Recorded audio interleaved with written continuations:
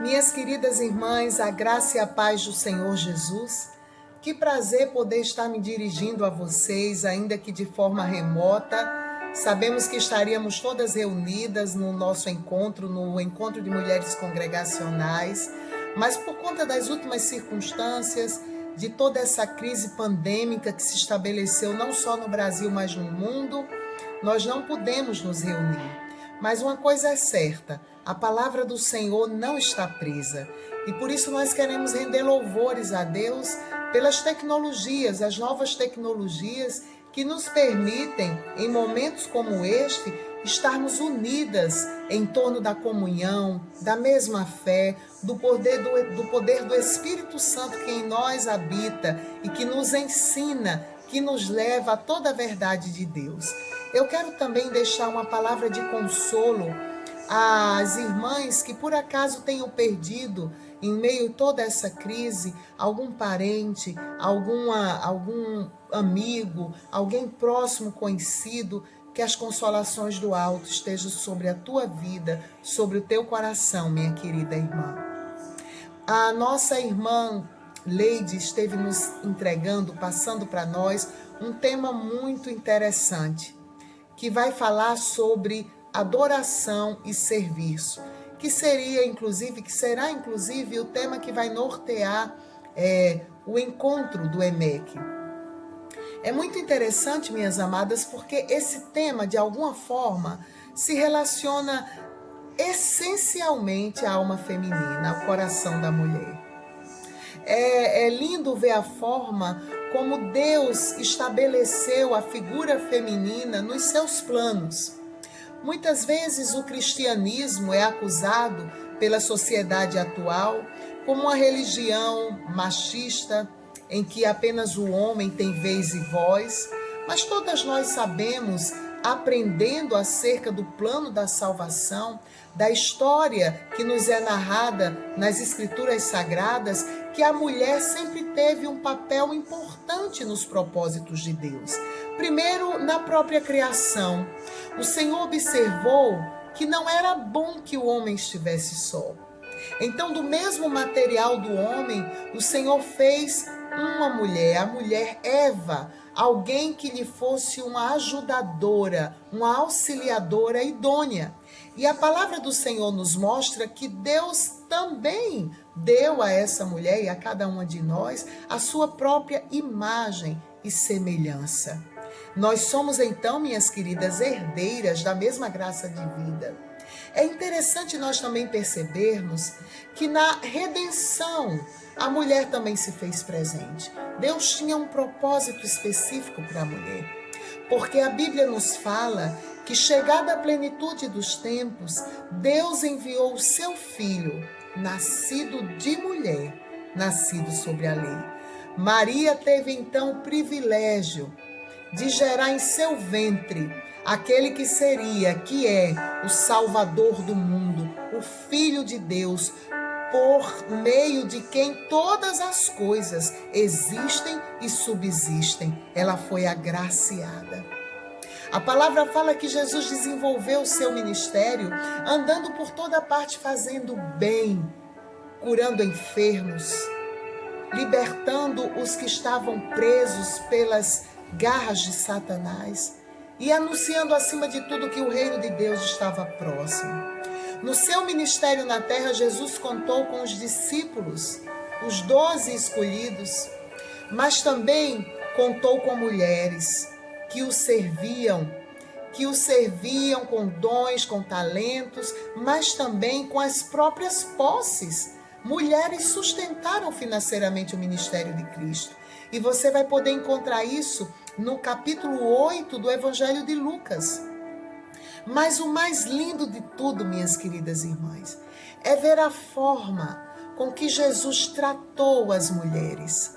Como ele é lindo, como ele é precioso, como ele é educado, cavalheiro, terno. Esse é o nosso Jesus.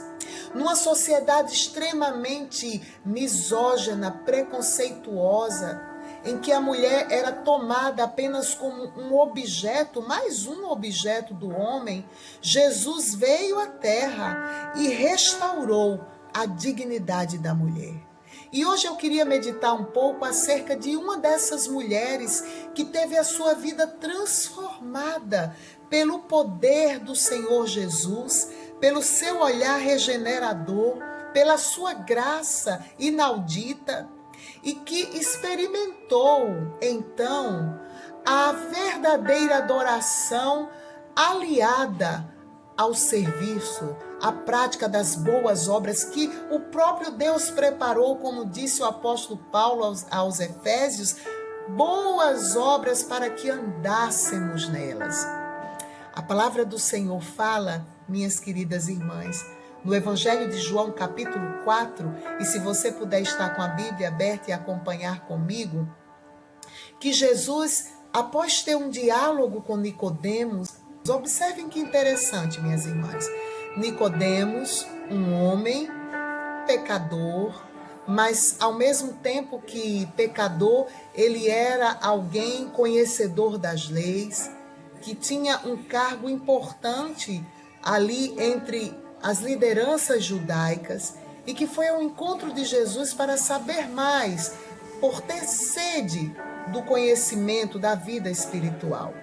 Agora, no capítulo 4, parece que intencionalmente o narrador do Evangelho de João traz a figura de uma mulher, a samaritana, uma narrativa conhecida de todas nós. Vejam que agora o mesmo Jesus Todo-Poderoso, que conversou, que atendeu, que recebeu um mestre da lei, que conversou com esse homem, da mesma maneira, ele vai se posicionar e vai ao encontro de uma mulher que era então marginalizada socialmente, que era ali tida como alguém que não tinha valor e que sequer poderia conversar de forma mais íntima com alguém, sozinha com alguém. A palavra do Senhor nos fala que, sendo Jesus então perseguido ali por alguns dos fariseus, ele resolve voltar para a Galileia. E havia 3 possibilidades, isso está no capítulo 4 de João, de Jesus retornar para onde ele desejava. A palavra fala que era necessário que Jesus passasse por ali. Minhas queridas, Jesus tinha um plano, Jesus tinha um encontro marcado. E então sabemos que ao passar naquele lugar, Jesus se deparou com um poço. E uma mulher veio buscar água em pleno meio-dia. Talvez porque entendesse que o lugar estaria mais deserto, mais tranquilo, e ela poderia pegar a sua água sem muita dificuldade. Jesus, conhecendo o coração preconceituoso dos discípulos, dispensou-os para que eles fossem em busca de pão, de mantimento, e fez questão de travar um diálogo com aquela mulher. Esse diálogo, minhas amadas irmãs, é o maior diálogo registrado de Jesus com alguém no Novo Testamento. Vejam, que privilégio, com que amor, com que carinho, Jesus também tratou as mulheres. A palavra fala que Jesus primeiro tentou romper com as barreiras que o impediam de chegar até o coração daquela mulher. E como que no momento de simpatia, a fim de travar conversa, ele lhe pede água. Dá-me de beber. Rapidamente ela se surpreende, porque os estudiosos inclusive dizem para a gente que um mestre judeu jamais poderia se dirigir a uma mulher estranha. Jesus rompe com todas essas barreiras culturais, sociais, barreiras de gênero, porque ele entendia que o coração daquela mulher era muito precioso para ele. Tão precioso que ele resolveu decididamente atravessar Samaria, passando na pequena cidade de Sicar. O diálogo começa então a se estabelecer e Jesus se mostra agora como um viajante cansado. Aos olhos da samaritana, ele era apenas um viajante cansado. E se você observar no Evangelho de João, capítulo 4, Jesus então diz, né, àquela mulher, mais uma vez, dá-me de beber, e ela então fala, como sendo tu judeu, pedes de beber a mim, que sou uma mulher samaritana. O Senhor começa então a desenvolver aquele diálogo até que ele chegue no ponto da espiritualidade necessária para que o coração daquela mulher fosse alcançado para a glória de Deus, pelo poder das boas novas. Jesus então disse, mulher, se conheceras o dom de Deus, e quem é que te pede, dá-me de beber? Tu lhe pedirias e ele te daria água viva. Isso está no verso de número 10. Vejam que Jesus, como um viajante cansado aos olhos dela, desperta-lhes a curiosidade, a simpatia. Então, aquela mulher passou a conversar com Jesus e disse, Senhor, tu não tens com que tirar, o poço é fundo. Onde, pois, tem a água viva? Onde tens essa água viva? És tu, porventura, maior do que Jacó, o nosso pai? E aí Jesus vai dialogando com aquela mulher, despertando-lhes o interesse espiritual. E no verso 14 ele diz, aquele, porém, que beber da água que eu lhe der, nunca mais terá sede. Pelo contrário, a água que eu lhe der vai jorrar dentro dele como uma fonte para a vida eterna. Minhas queridas, na mesma hora aquela mulher disse então ao Senhor, dá-me então dessa água para que eu nunca mais tenha sede e não precise vir aqui buscá-la. Veja que o olhar daquela mulher ainda estava no nível do terreno, do material. Jesus estava lhe falando sobre verdades profundas e aos poucos ele ia então anunciando a ela essas verdades, mas o seu olhar ainda estava tão fixado nas coisas terrenas. Porém, minhas queridas, o Senhor não desiste de nós. Ele tinha um plano na vida daquela mulher e também não desistiu dela. O diálogo continua. E para talvez tirar aquela mulher, a mulher samaritana, dos olhares que ainda estavam tão fixos nas coisas físicas, materiais, Jesus agora vai começar a passar de um viajante cansado para um outro nível aos olhos daquela mulher. Ele então fala no verso 16, vai, chama teu marido e vem cá. Ao que rapidamente ela respondeu, não tenho marido, como que mudando de assunto. E o Senhor falou-lhes, replicaste bem, bem dissestes, não tenho marido, porque 5 maridos já tivestes, e esse que agora tens não é o teu marido. Minhas amadas, aquela mulher então exclamou a Cristo e disse, Senhor, vejo que tu és profeta.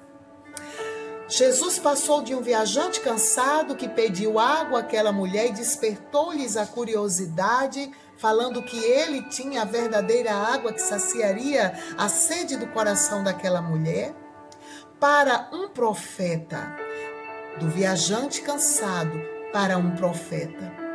E aos pouquinhos, então, Jesus vai anunciando as verdades de Deus, os mistérios do reino para o coração daquela mulher. E chegamos então a um trecho muito interessante das Escrituras. Quando Jesus então fala de verdades que só aquela mulher sabia acerca de si, de sua vida sentimental e emocional que estava tão complicada, tão bagunçada humanamente falando, aquela mulher então entende que está diante de um profeta e ela passa a nortear a conversa como que para mudar de assunto. Sabe quando você tem vergonha de alguma repreensão, de alguma coisa, de algum segredo que você não queria que alguém soubesse e você rapidamente muda o norte da conversa? Foi exatamente isso que a samaritana fez. Ela inteligentemente mudou o o norte da conversa com Cristo e começou a conversar com ele sobre a adoração. Ela disse o seguinte, que os pais adoravam neste monte, no monte que estava ali em Gerizim, em Samaria, mas vocês, judeus, dizem que em Jerusalém é onde se deve adorar. E ali está travado um diálogo teológico entre Jesus e a mulher samaritana. Jesus disse, mulher, podes crer-me, verso 21, minhas irmãs, que a hora vem, quando nem neste monte, nem em Jerusalém adorareis o Pai. Porque vocês adoram o que não conheceis, nós adoramos o que conhecemos, porque a salvação vem dos judeus. Mas ele agora vai se apresentar todo poderoso, soberano, digno de toda adoração.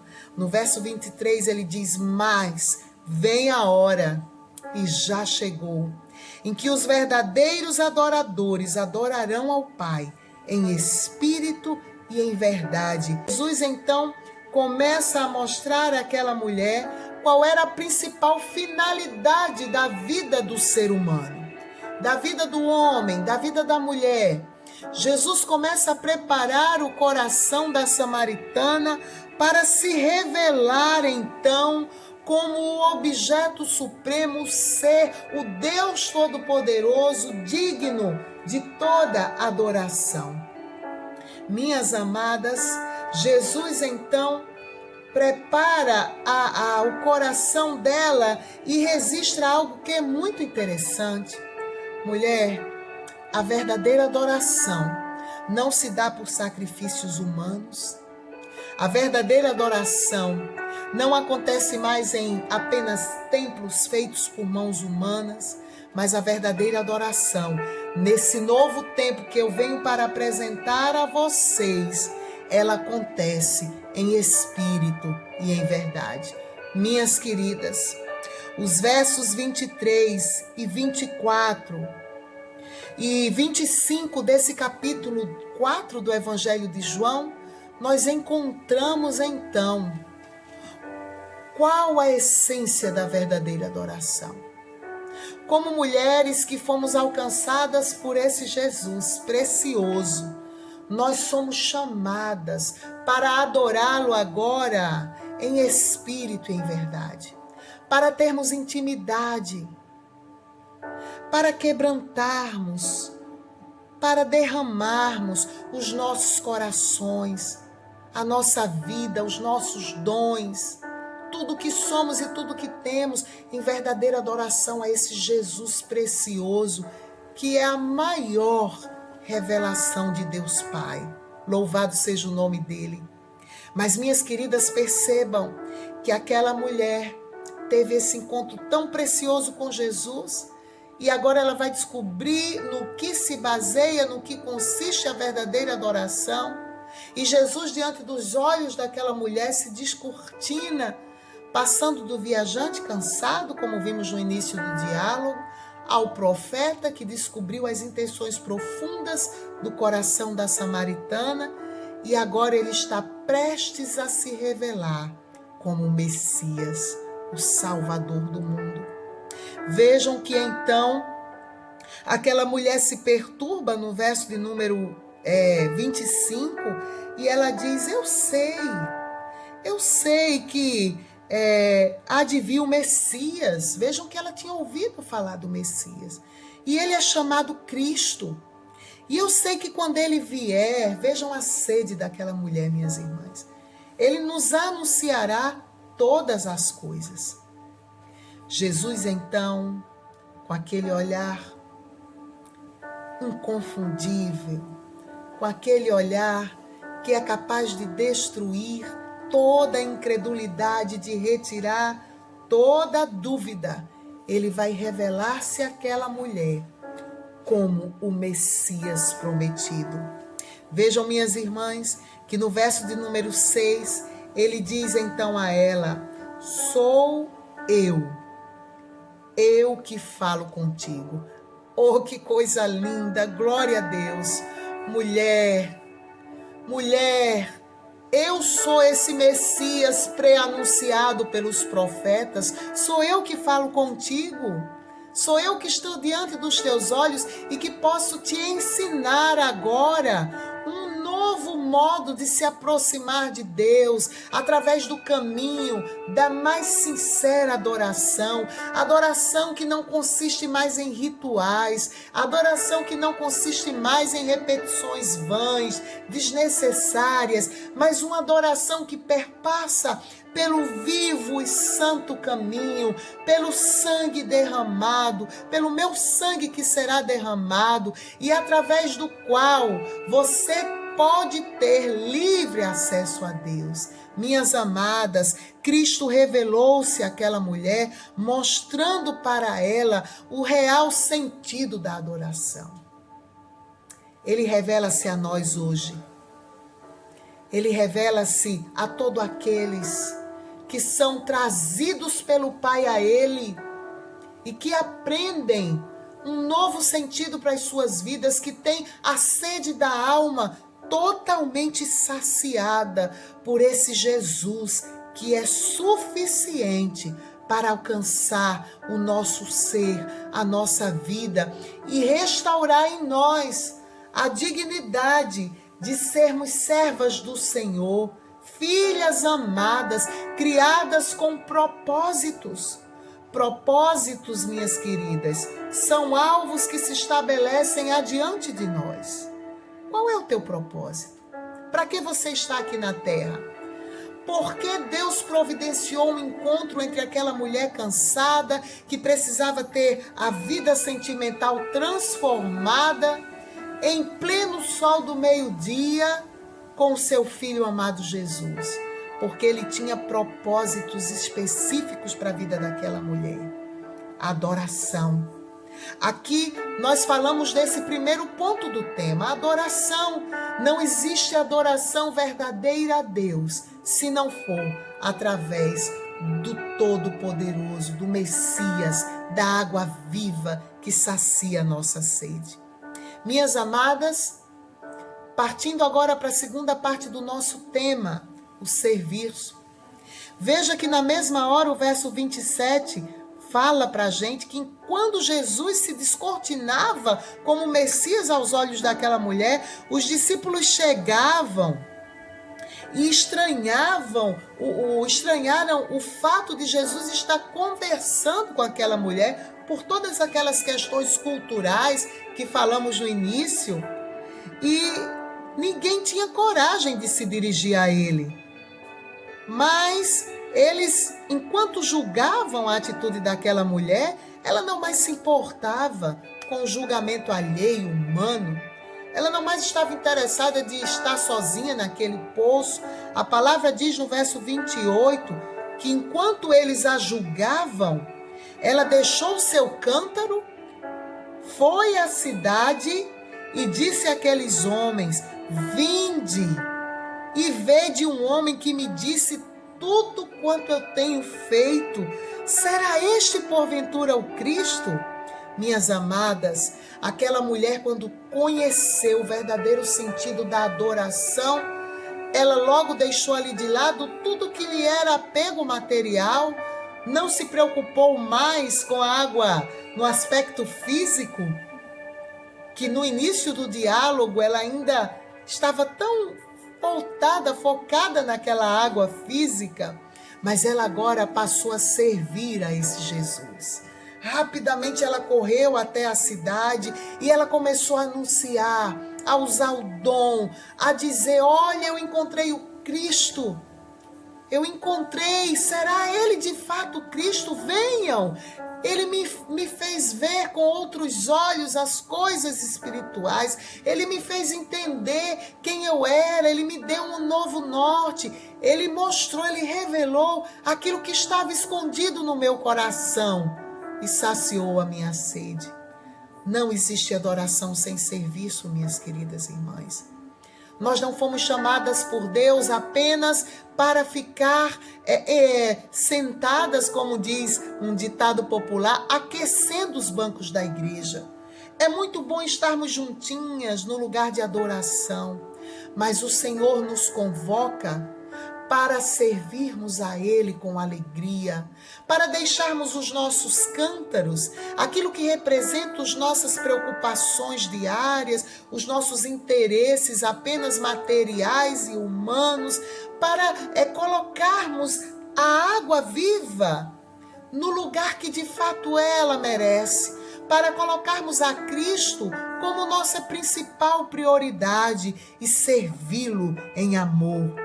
E a melhor forma de servir a esse Jesus, demonstrando adoração contrita, é testemunhando às outras pessoas necessitadas tudo aquilo que ele fez por nós.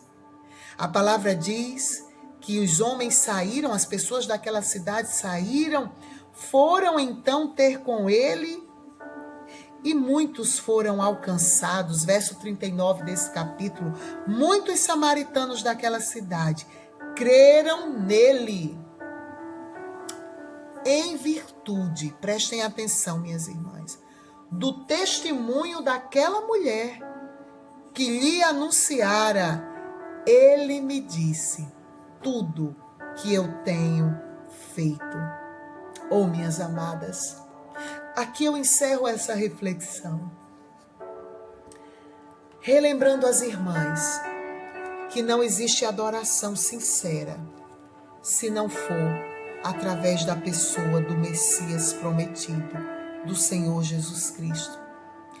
E falando também às irmãs que não adianta apenas nós proclamarmos que somos adoradoras, se cruzamos os braços e não nos deixamos incendiar, e não nos deixamos jorrar, transbordar das virtudes daquele que nos chamou das trevas para a sua maravilhosa luz. Sirva ao Senhor, adore-o, que a sua alma seja restaurada, assim como foi a alma da mulher samaritana, e que você possa servi-lo com tudo que você tem e é, proclamando as virtudes desse Jesus tão precioso. Que Deus te abençoe. E nós continuaremos as nossas reflexões quando o Senhor nos conceder a oportunidade de estarmos juntas. Eu quero orar por você. Amém? Senhor, nós bendizemos o teu nome pela tua palavra. Te agradecemos, ó Jesus, porque tu és o nosso paizinho querido. Tu és, ó Deus, o nosso Senhor, que providenciou em Cristo a verdadeira água que mata a nossa sede, que nos mostrou em Cristo a forma correta de se achegar a ti, de te adorar. Usa as nossas vidas para o louvor da tua glória. Que cada mulher que me escuta nesse momento possa ser tocada pelo mesmo desejo, pela mesma alegria, pela mesma segurança que habitou o coração da samaritana e a fez ir até a cidade, proclamando que tu és o Messias, que tu eras o Senhor, que tu és o Senhor enviado para a salvação de todo aquele que crê. Fica conosco, abençoa-nos e que possamos continuar sempre firmes e constantes, abundantes na tua obra, sabendo que em ti, Jesus, o nosso trabalho não é vão. Amém. Um grande abraço, um beijo no coração de cada uma, que Deus abençoe as irmãs.